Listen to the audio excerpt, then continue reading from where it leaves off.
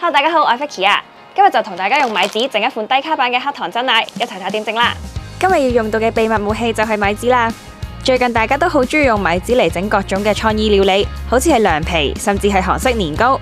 今次就試下做低卡版嘅黑糖真奶啦，一齊睇下咩材料。